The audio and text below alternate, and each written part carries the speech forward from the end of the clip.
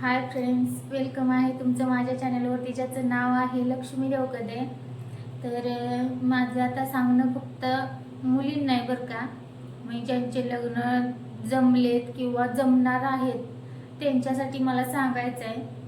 मनापासून मला सांगावं असं वाटतंय बरं का. तर तुम्हाला ना खरंच जर करिअर करायचं असेल ना, तर पहिला करिअर करा. आणि नंतर जर कोणी बोलत असेल हा लग्न करून शिकवायला येईल किंवा असं, तर मी तर काय कशावर भरोसा नाही ठेवत बरं का.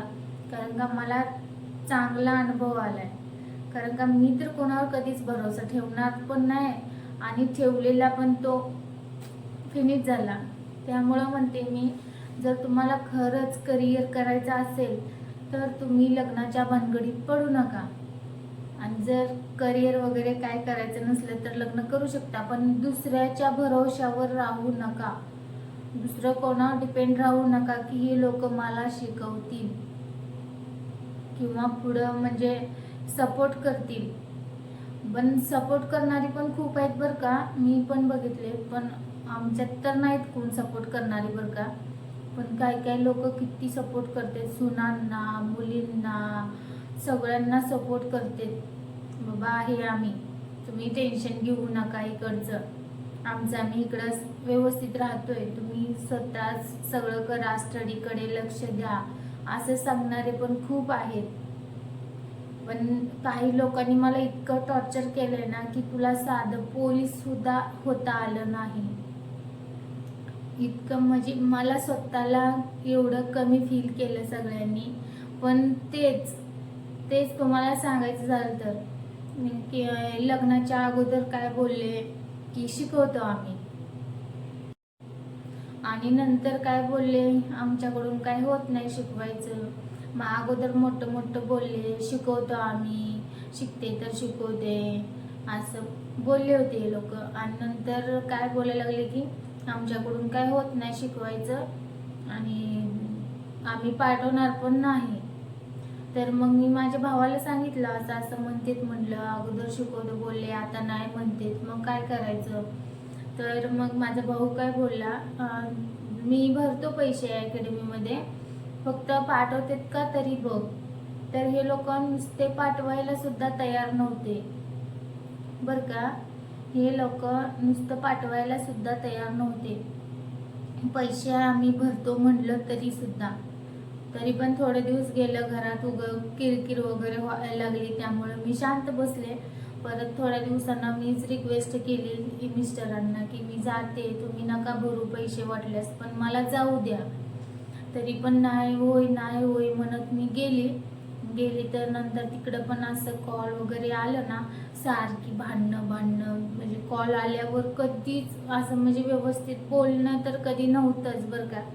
की आम्ही कुठे जा म्हणलो होतो तुला, म्हणजे असं मी पैसे यांना कधी कुणी पण सांगा, मी कुणाला पैसे मागितलेत की मला 200 रुपये तरी मला खर्चाला द्या म्हणून, कधी मी मागितले नाही. तरी पण हे लोक ना बोलत सुद्धा नव्हते व्यवस्थित.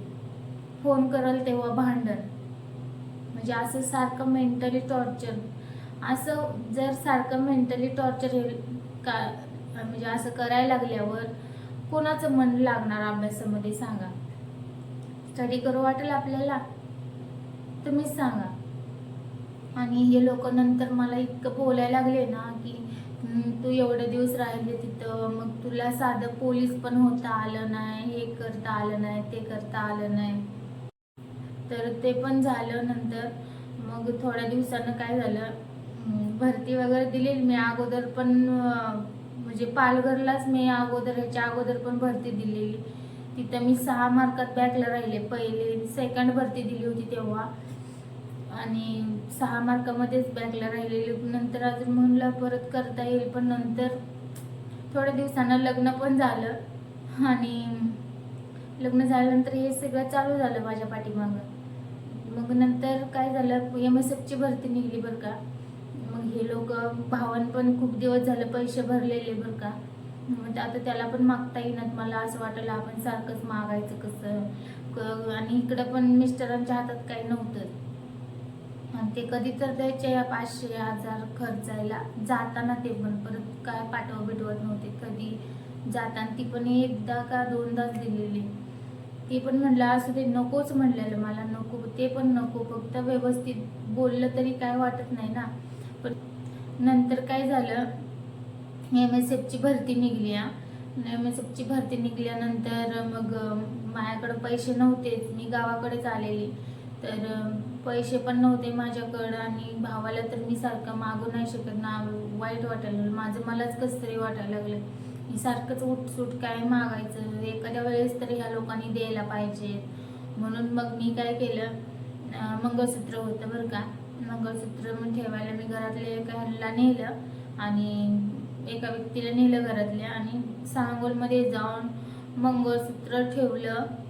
आणि मंगळसूत्र ठेवल्यानंतर तिथं त्या सोनारानं काय केलं, अर्ध्या तोळ्याचं ना फक्त 8,000 रुपये दिलं.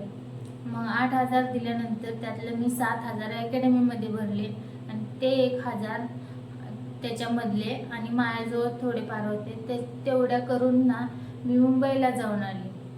तर या लोकांनी मला मुंबईला जाऊन येण्यापुरतं सुद्धा पैसे दिलेले नाहीत. आणि हे एवढे मला टॉर्चर करतात की तुला भरती पण देता आली नाही, तू पोलीस पण झाली नाहीस, आणि पोलीस झाली नाही, तिने केली हलका जॉब केला. म्हणजे माझं काय मत झालं, आपल्यावर खर्च भागवायचा आणि नंतर आपल्याला दिव वाटली तर भरती द्यायची वगैरे, त्यासाठी मी असं ठरवलेलं. पण ह्या लोकांनी काय केलं, मला आधीच सगळं टॉर्चर करून ठेवलेलं. म्हणजे कोणाचं लक्ष लागणार अभ्यासात, तुम्ही सांगा. हे एक दिवस सुद्धा असा जात नव्हता की कॉल केलाय, तू कशी आहेस आणि अभ्यास कसा काय चाललाय, तुला पैसे वगैरे, पैशाचं मरू द्या, तुझा अभ्यास कसा आहे, तू कशी आहे, एवढं जरी विचारलं तर माणसाचं जरा डोकं शांत होतं ना.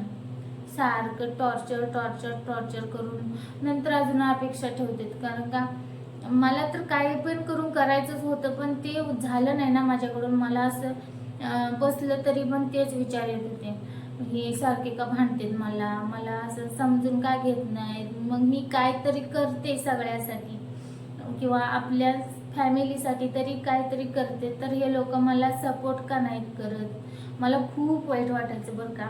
मला खूप असं वाटायचं की हे लोक मला का सपोर्ट करत नाही, ज्याची इच्छा आहे तर त्याला सपोर्ट का हे लोक करत नाहीत. मग सगळ्या सारखेच नसतात ना, सगळे लोक सारखेच नसते, त्यामुळं असं मला वाटत होतं मला यांनी सपोर्ट करायला पाहिजे होता, असं तसं मला आत्ता पण असंच वाटतंय बरं का. पण केलं नाही, मला कोणीही सपोर्ट केला नाही. माझ्या भावाने पैसे भरले पण मला मेंटली टॉर्चर होत होती मी, त्यामुळे माझ्या अभ्यासात लक्ष लागत नव्हतं. मी जेवण सुद्धा टायमाला कधी केलं नाही.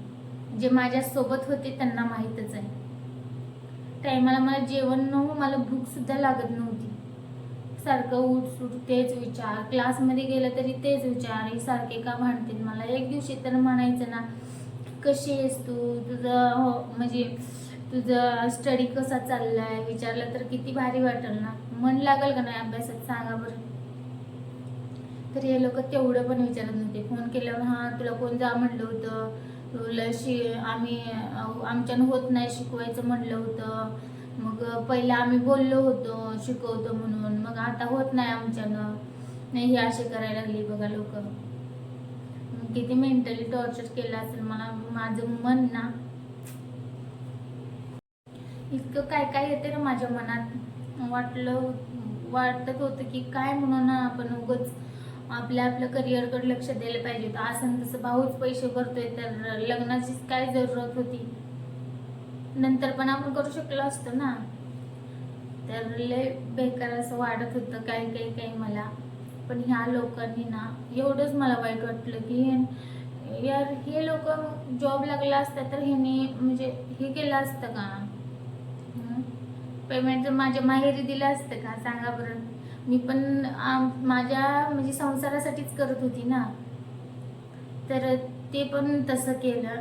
आणि परत इकडं भरती द्यायला जाताना पण ह्याने पैसे सुद्धा दिले नाही. जेव्हा मी पुण्याला ट्रेनिंगला गेले, MSFची भरती झाल्यानंतर पुण्याला ट्रेनिंगला गेले, तिथे 6,000 भरायचे होते वर्दीसाठी बरं का, तर ते 6,000 सुद्धा माझ्याकडे नव्हते.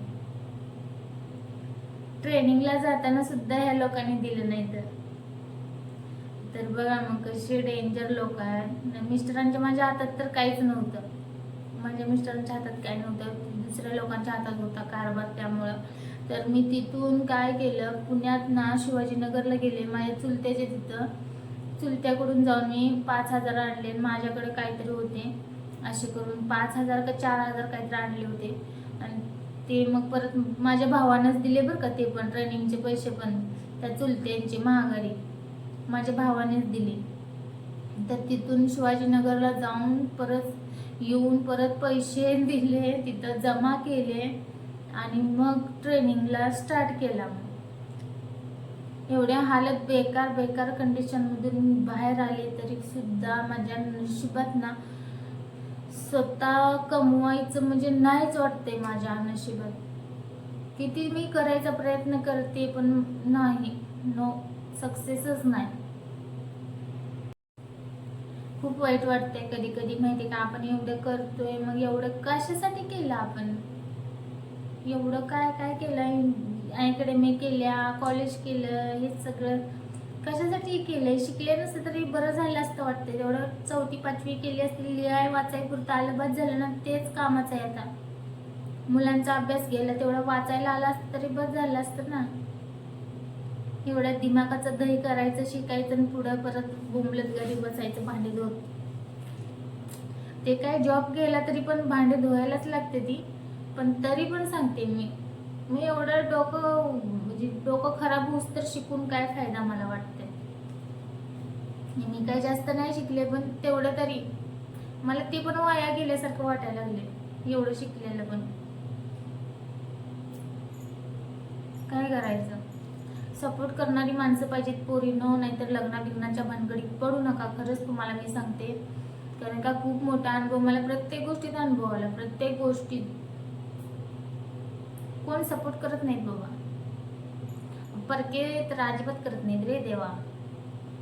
परके उलट आपल्यात आपलं जरी असलं ना, बोलता येते, तू असं म्हणलं होता मग आता काय नाही शिकवत, असं तसं बोलू शकते ना. परक्यांना काय बोलायचं, हा मग आता म्हणलं होतं आम्ही, आता आमच्यानं होत नाही, तुम्हाला काय येते ते करा म्हणले, काय बोंबलायचं त्यांच्या पुढं, काय करायचं.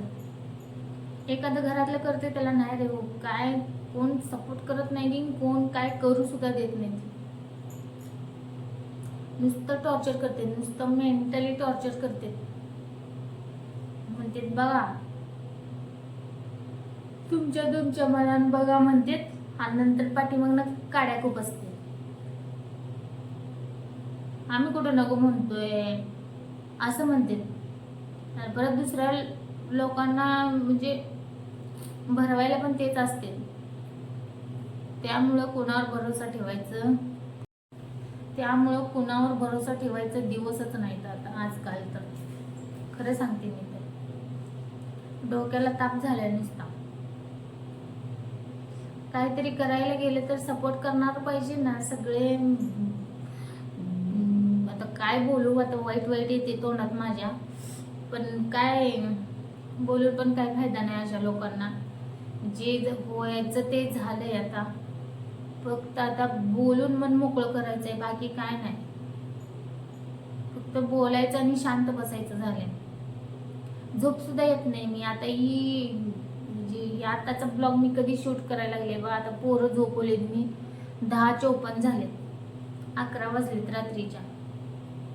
झोप येत नाही मला, खरंच डोकं लय दुखतंय, असं वाटतंय काय काय म्हणजे कसली लाईफ चालू आहे माझी, मलाच समजना झालंय काय चाललंय माझ्या लाईफ मध्ये. झोप येईना काय म्हणजे बोलत बसते बघा, असं म्हणजे जरा म्हणजे असं ना डोकं शांत होते बोललं तर, माहिती का. नाहीतर असं आतल्या आत घुटन होते की बाबा आपण असं केलं मग काय झालं, असं कसं झालं. आपलं स्वप्न खूप वेगळं होतं. माझ्या भावाचं आणि माझं खरंच स्वप्न होतं बरं का. तो म्हणलेला तू पण भरती द्यायची आणि मी पण भरती देणार, पण माझा भाऊ झाला आर्मीमध्ये भरती, पण माझं स्वप्नच राहिलं बघा. खूप वाईट वाटतंय मला, बेकार वाटतंय. भावानं तरी केलं, माझ्या आई वडिलांचं स्वप्न पूर्ण केलं माझ्या भावानं, पण माझं राहिलं. माझे आई बाप मला पण म्हणत होते तू पण भरती व्हायचं, पोलीस भरती हो, कशात पण हो, पण भरती हो. जे नशिबात आहे ते भेटलं, पण ते पण ह्या लोकांनी मला ठेवलं नाही तिथं. ते बोलू आपण नंतर, मी सांगेन, सविस्तर सांगते मी सगळं. मी माझं पण काय नाही लपवून ठेवणार बिवणार, मी सगळं सांगणार आहे. कारण का मला खरंच मन मोकळं करायचं आहे. खूप डेंजर वाटतंय, डेंजर फील होतंय मला. तर हे मुलं आहेत ना, मुलांकडे बघून मला आता म्हणजे असं जरा फ्री वाटतंय. नाहीतर लय बेकार कंडिशन झालं असतं माहितीये का. दिवसभर मुलांच्यात म्हणजे विरंगुळा होऊन जातो, त्यामुळे लक्षात येत नाही. आता पोरं झोपलेत बघा, असं डोक्यात विचार येतात, आपण काय म्हणजे असं एवढं करून काय फायदा झाला आपला, एवढी मेहनत सगळी पाण्यात गेली असं वाटतंय बघा. मग काय करायचं. मेहनतीचं म्हणजे फळ नाही भेटलं मला, एक्स्ट्रा गेलं, असंच वाया गेल्यासारखं गेलंय माझं सगळं. मग त्यापेक्षा आधीच घरी राहिले असते तर बरं झालं असतं ना, आराम भेटला असता मस्त.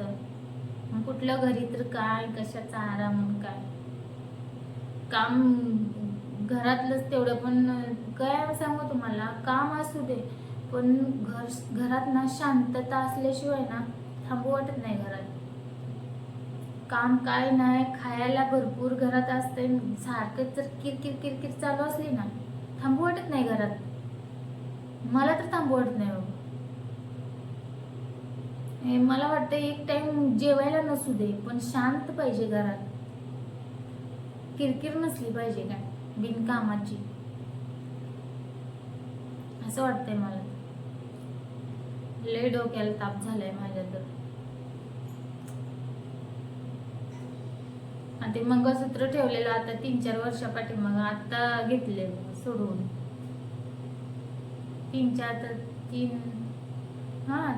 3-4 वर्ष झाली असतील. तेव्हा ठेवलेलं, आता घेतले सोडून. मंगळसूत्र ठेवून गेली पण तरी पण काही कामाचं झालं नाही माझ्या. ते तरी टिकायला पाहिजे होतं वाटतं.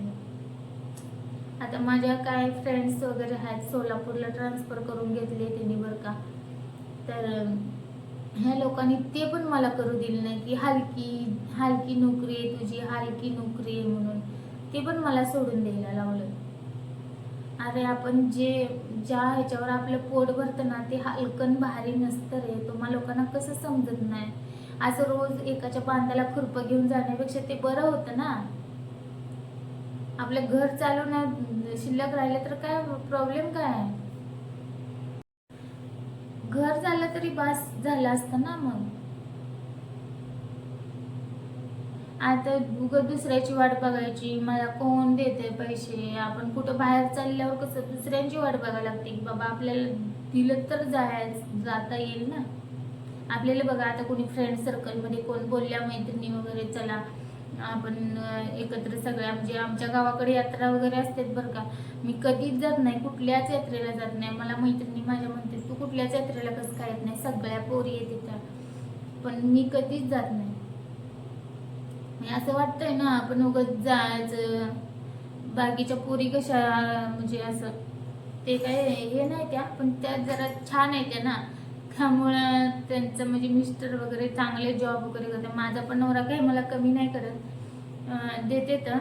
पण असं वाटतंय ना उगाच आपल्या म्हणजे माझं स्वतःचा हक्काचं असतं तर मी म्हटलं असतं चला कधी नियोजन आहे, चला जाऊया एन्जॉय करूया. आता तर आमचं गेट टुगेदरचं नियोजन आहे, तरी पण काय झालं नाही अजून. पण ते गेट टुगेदरचं त्या इंस्टाला काय डिगभर काय काय यायला लागले, त्यामुळे जाऊ पण वाटत नाही.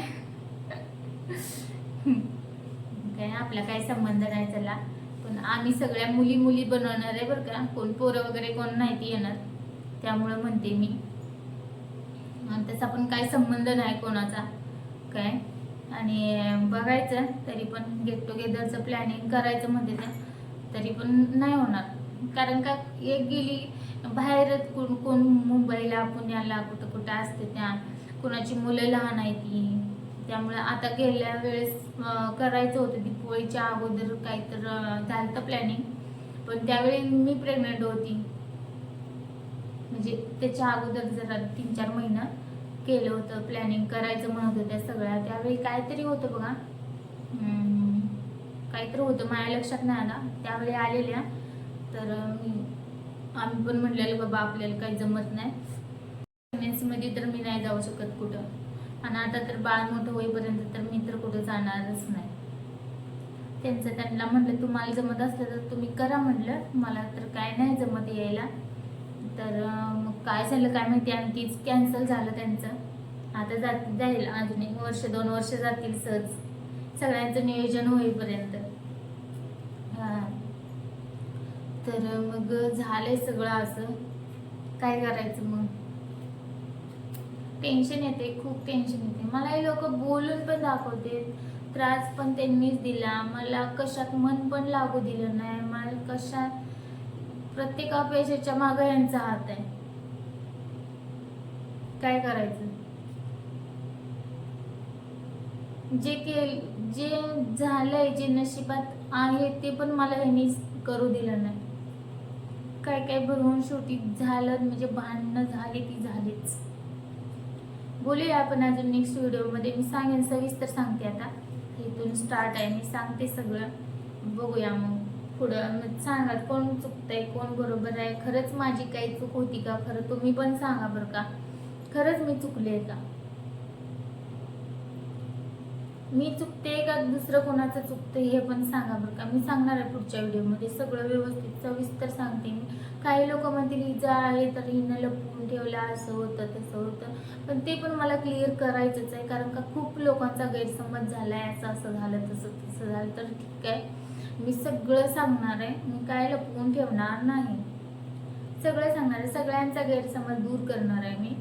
त्यामुळं ठीक आहे, मग बोलूया नेक्स्ट व्हिडिओमध्ये. लाईक करा, शेअर करा, सबस्क्राईब करा आणि कमेंटमध्ये पण सांगा.